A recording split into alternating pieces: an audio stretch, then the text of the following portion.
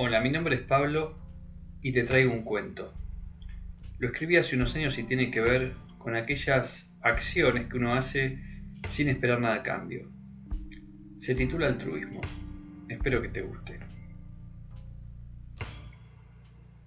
A mi querido y tal vez desconocido lector, en esta oportunidad de la palabra voy a contarle uno de los sucesos más fantásticos que pudiera haber vivido.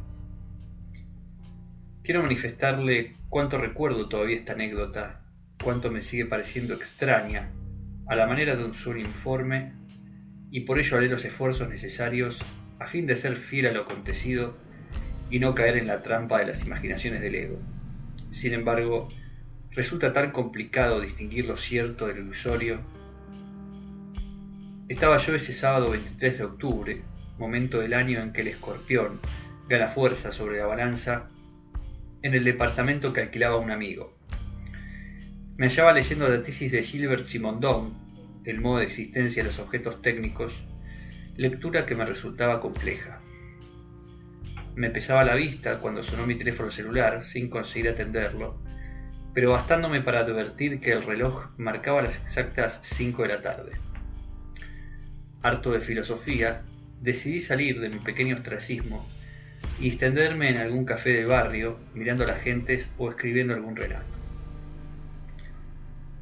Fuera de casa, hacía un día espléndido. Pronto me sentí recuperado, pleno de vigor, andando por las onduladas veredas bajo el sol anaranjado. La primavera se establecía con firmeza en aquel mes.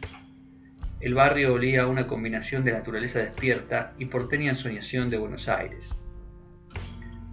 Fiel a mi estilo, vagué indeciso entre las alternativas. Me gusta esa dulce bohemia de enroscarme en el instante.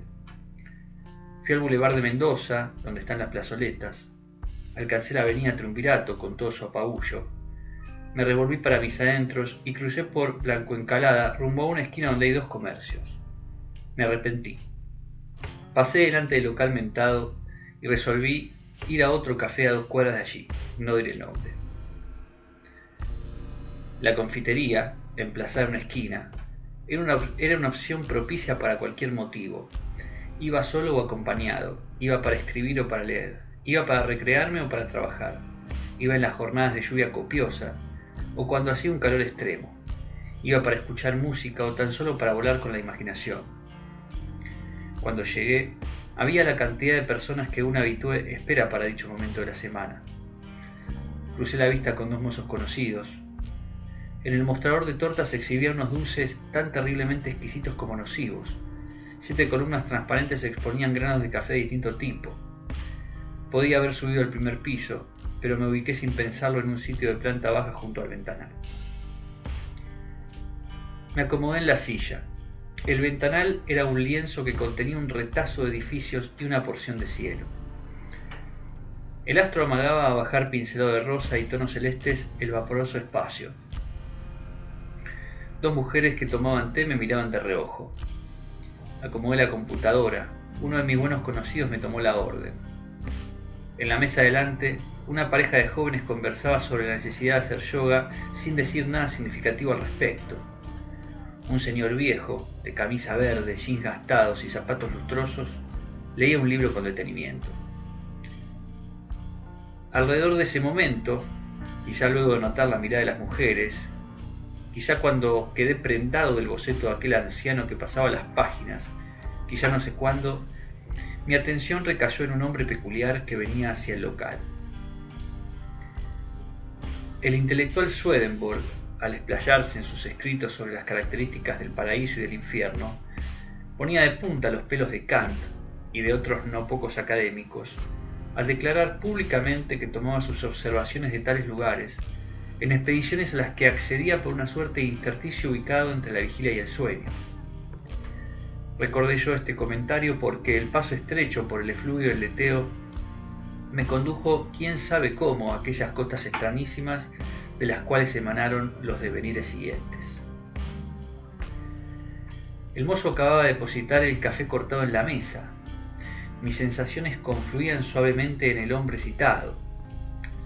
Su singularidad florecía como retoño urbano rebosante de magnanimidad. Tenía un aspecto sombrío que se esfumaba y reaparecía a cada paso. Se conducía fugazmente entre el gentío.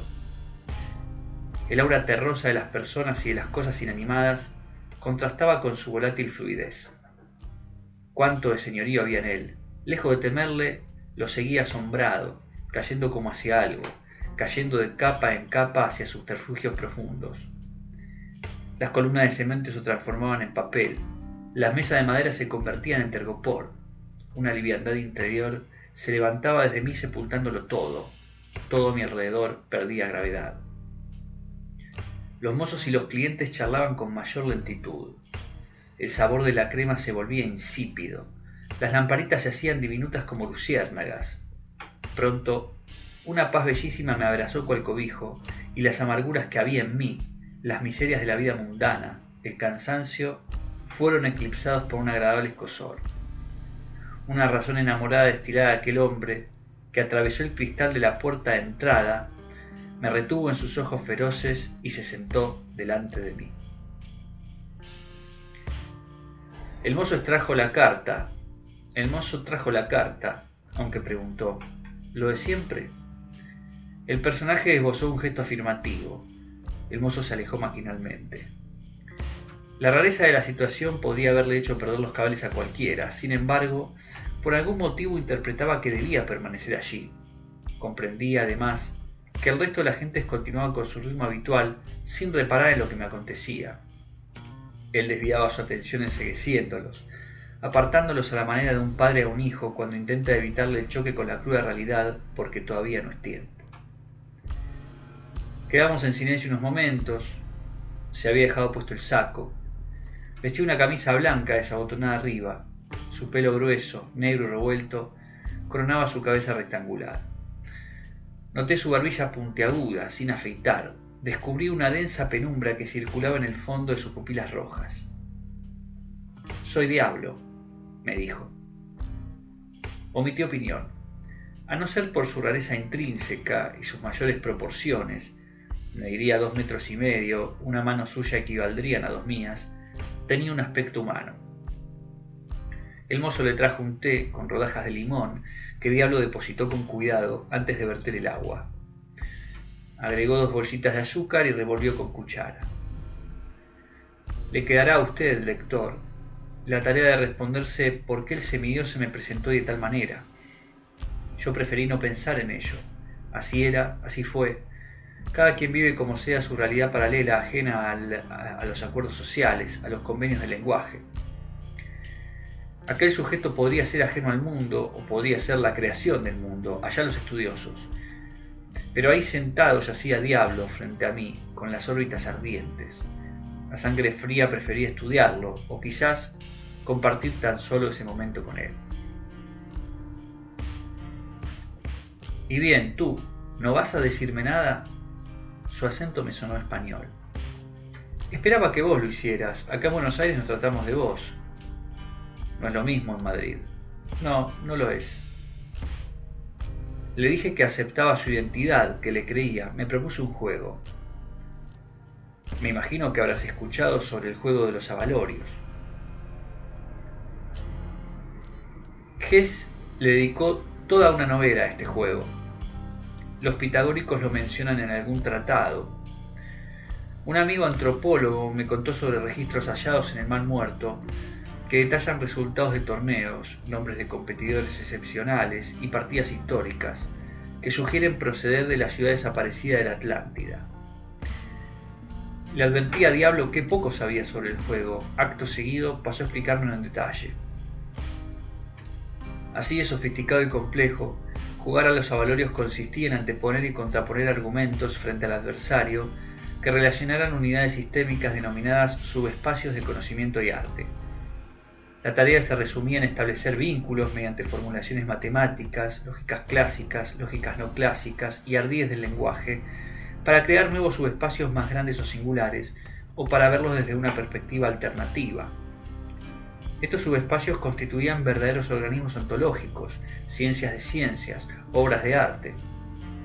Un jugador establecía una relación y pasaba el producto a su adversario, que tomaba el subespacio, lo transformaba por otra relación y devolvía el nuevo producto para repetir el proceso. No me explayaré acerca de los distintos tipos de partidas, que variaban desde orquestar subespacios un número finito de veces por cada participante y decidir cuál había sido la relación o el sistema más interesante teniendo en cuenta una serie de parámetros, al solo hecho de que un jugador no fuera capaz de establecer una relación dentro de un tiempo X durante su turno. Si ambos jugadores eran honestos, tal vez no hiciera falta un jurado, debido a que la propia lógica y el arte acorralaban al perdedor en un callejón sin salida, o bien ensalzaban la inteligencia y el sentido estético del ganador por la agudeza y la belleza de sus diseños. Dubitativo, aunque interesado en el juego, quise excusarme porque temía alguna argucia de su parte, perder el alma, perderme a mí mismo. Pero estas no eran las intenciones de Diablo, que trató de serenarme. Entiendo que dudes de mí, prosiguió. La reputación me precede. La verdad es que me aburrí y me acerqué a ti solo porque deseaba jugar. Claro que siempre es más atractivo apostar por algo.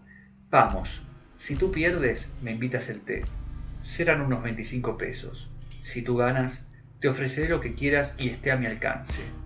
Piensa, ¿qué sería eso? Reflexioné un momento. Si yo perdía, pagaba un té. Si yo ganaba, podía escoger el premio. ¿Dónde estaba la trampa? Jesús había sido tentado en el desierto. Job había sido víctima de una apuesta entre Dios y el diablo. El ángel caído se había rebelado contra su creador. Algunas religiones negaban la idea de un infierno. ¿Podía ser que esta locura fuera solo por diversión? Si yo gano, le dije, quiero que la gente, toda la gente, ¿me explico?, actúe de bien. Quiero que extirpes la maldad del mundo. Eso es imposible, exclamó frustrado. Entonces puedes ir buscándote otro participante. No podía creer que estuviera negociando con el diablo. Meditó un momento. Mira, eso es imposible porque hacerlo implicaría violar la condición de libre albedrío y eso afectaría la condición humana. Hasta para mí existen reglas escritas que me exceden. Su tono lastimero me causó compasión. Yo, teniendo compasión de diablo, el muy truán quería engañarme y seguía dudando. Hasta me dio gracia. Pero tenía razón, imaginé que habría una dificultad en este punto. Bien, seguí. Entonces quisiera que por el mayor tiempo posible provoques un aumento de altruismo en las gentes, en la mayor cantidad, y que, una vez cesado el efecto, todos sean capaces de recordar la sensación de paz interior que generan la compasión, la bondad, la caridad, el amor y todas ellas. Quiero que quizás volvamos a ser mezquinos o fanáticos o egoístas, no lo sé, pero una vez vueltos a nuestra condición original, quisiera vernos luchar nuevamente por esa paz interior o perdernos en nuestra miseria, en la miseria de nuestra sordidez, como si acabáramos de perder un preciado tesoro. A ti no debería alcanzarte el efecto si quieres atestiguar qué sucede de veras. Bien, que no me alcance. Diablo sonrió. Trato hecho. Extrajo un mazo de cartas del saco. No imaginé que se jugara con cartas, y menos que él dispusiera de estas. Me las enseñó, las revolvió y las colocó sobre la mesa para que cortara. Hice el movimiento y saqué la primera sobre la pila, él sacó la segunda. Las dimos vuelta. En la mía estaba escrito Buda, en la suya la letra hebrea Bet. Así se marcaron nuestros puntos de salida desde los cuales entretejeríamos los sistemas. La partida fue dura. Me había decidido a ganar aunque las posibilidades fueran remotas. En los primeros minutos casi pierdo el encuentro, me hallaba en blanco, sin conseguir procesar nada. Diablo mostró ser un eximio jugador y un buen contrincante en cuanto a fair play, muy amable y respetuoso. Aguardaba su momento sin hacer gala de su ventaja pasajera, callaba en las pausas, seguía las reglas. Logré focalizarme recién cuando Diablo pasó del alfabeto hebreo y la cábala, por la relación que hay entre la anatomía biológica del cuerpo humano y los diferentes Adanes, a la astrología moderna. Este fue tal vez un golpe de suerte, porque conocí el tema hasta el punto de haber hecho algunas humildes interpretaciones de cartas astrales a colegas y amigos. Una vez superado mi escollo, que llamaré Buda, Sócrates, Jesucristo, no me costó esfuerzo relacionar la secta de los esenios con la astrología, ya que hoy sabemos que la matemática avanzada es una herramienta para describir campos vectoriales.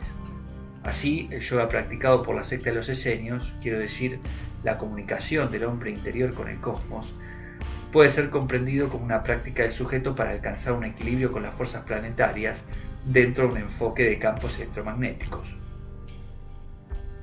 El juego avanzó. Para sorpresa mía, resulté ser más formal que Diablo. Nuestra diferencia radicaba en el estilo. Él prefería las gráficas, las asociaciones mediante metáforas, alegorías, cuando yo iba muy seguro con el uso de formulaciones. Sin embargo, casi a la hora y media de juego, mi dualidad de técnico por un lado y mi prudente faceta artística por el otro, me dieron herramientas para componer un sistema con elementos ingenieriles, literarios y filosóficos. Fue Diablo quien dio por finalizado el encuentro, bajo un gesto absorto, al darse cuenta de que no tenía salida. Él era más rápido que yo. Yo no me había percatado todavía. No podía creerlo. Y sí, después de pensar a fondo caí en razón. Había ganado. «Jugaste bien», me dijo, tendiéndome la mano. En su expresión habría agradecimiento. Hizo unos movimientos con el saquito de té, dejó unos billetes sobre la mesa y dijo en porteño antes de levantarse: «La próxima invitás vos, che». Lo vi alejarse, riéndose por lo bajo, meneando la cabeza, preguntándome yo cuánto de real había en todo aquello. A decir verdad, si bien sí creía haberme topado con el diablo, no esperaba nada, no aguardaba impacto alguno, o mejor, consideraba improbable la ejecución del premio. Ah, lector mío, por eso le escribo cuánto más sorprendido me dejó lo que vino a continuación.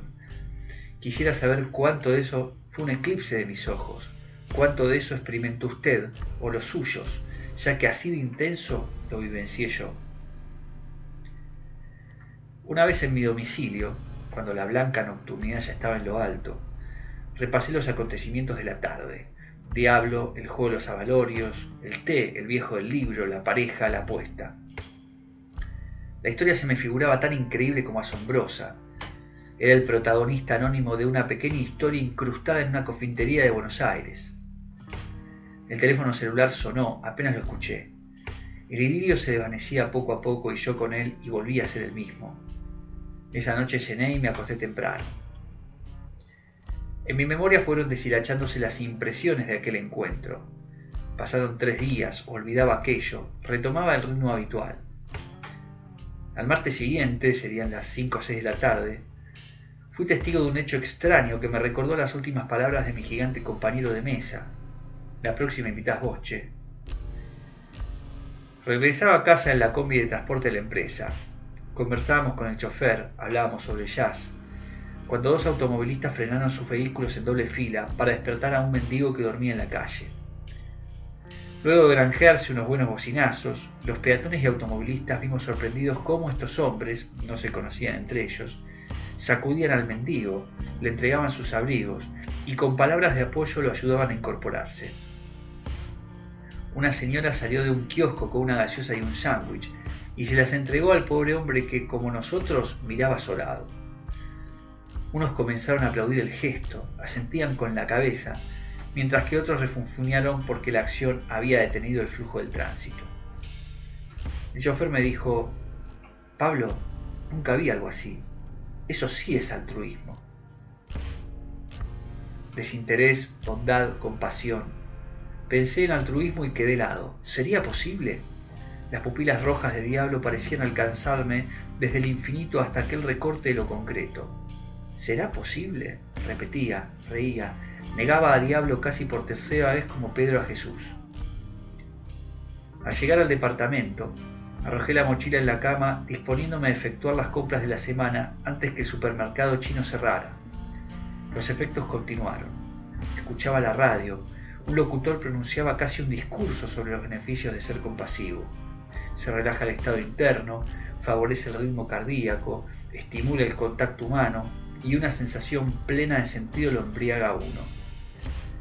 En el comercio, El verdulero obsequiaba frutas a los clientes y la vendedora de fiambres, detrás del mostrador, repartía pancitos con queso untable y salamín.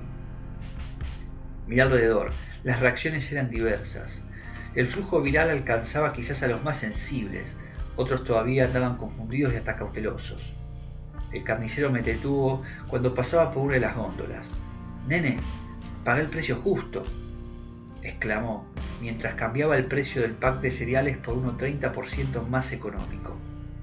«Acá no estoqueamos ni inflamos los precios para sacar una ventaja o por las dudas. Vos sabés que existen los intermediarios, pero todos somos parte de un gran organismo y tenemos derecho a alimentarnos». ¿No inflamos los precios? Gran organismo, derecho a alimentarnos. Quizás en este punto, señor lector, usted crea que ya estaba consumado el premio, que nada podía ir más allá, pero no, era solo el comienzo. ¿Se acuerda? Estuvo acá, en Buenos Aires. Resulta difícil, por lo complejo del asunto, hacer una descripción clara de cuanto pasó a continuación, puesto que el efecto alcanzó magnitudes colosales y harto trabajo significa ordenar de algún modo los hechos, o peor aún, intentar explicarlos. Al día siguiente, la portada de la página cibernética del diario AF ya publicaba los signos iniciales: fenómeno solidario en La Matanza. Buena vibra invade las calles porteñas. Músicos del Teatro Colón dieron concierto gratuito e improvisado en la avenida 9 de Julio. Y los anuncios fueron multiplicándose. La nueva era, acuerdo entre políticos, empresarios y gremialistas. Obras sociales bajan precios de planes para incorporar segmentos de menores recursos. Realidad o ficción, se cumple un mes sin asalto en las provincias de Mendoza, Córdoba y Rosario.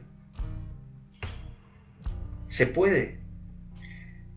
¿Llegará de veras la época en que comprendamos que los ciclos de vida y muerte, que no hay vida sin muerte y viceversa, se acaban con la atención plena dirigida a la profundidad del corazón, donde el vicio de la falsa distancia carece de fuerza y la fuente inagotable del universo se esparce equitativamente para todos, sin distinción, sin interés, fuera de los mundos, fuera de la materia, fuera de la historia y del tiempo?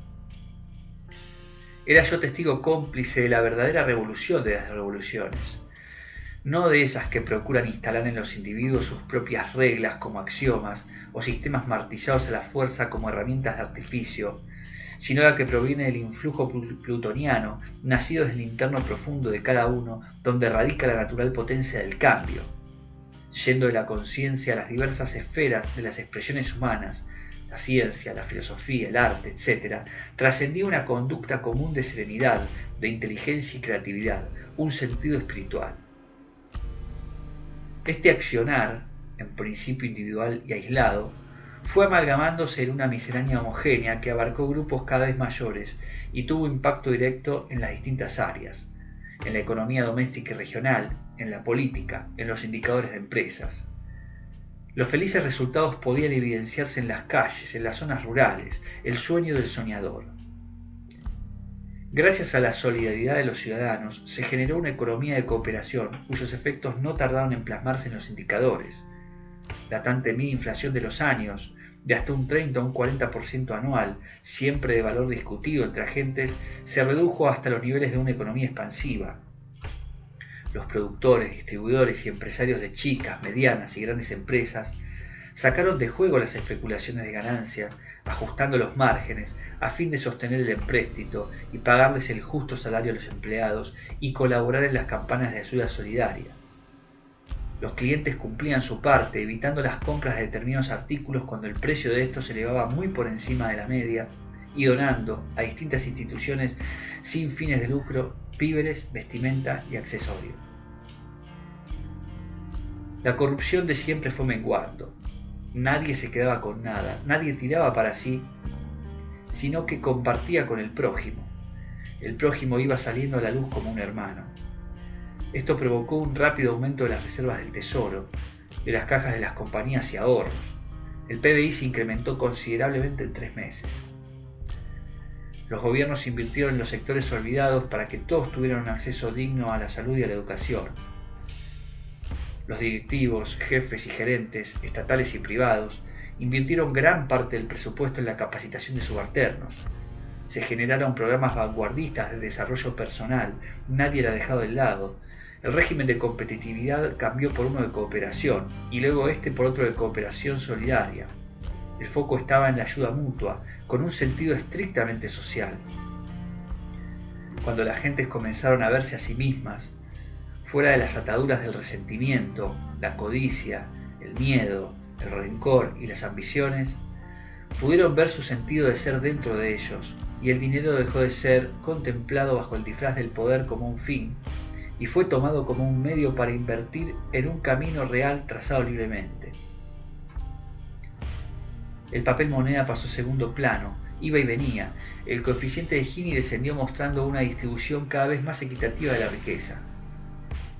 Durante ese plazo, proliferaron los proyectos industriales de sustentabilidad, con una inclinación marcada hacia la generación de fuentes de energía alternativa, la coexistencia entre el mercado y el medio ambiente, y la inclusión o socorro de los sectores largamente desfavorecidos. Villas de emergencia, pueblos anegados, ciudades afectadas por terremotos, etc. Los profesionales, gentes de oficio y académicos dedicaron una parte de su tiempo semanal a enseñarles a otros.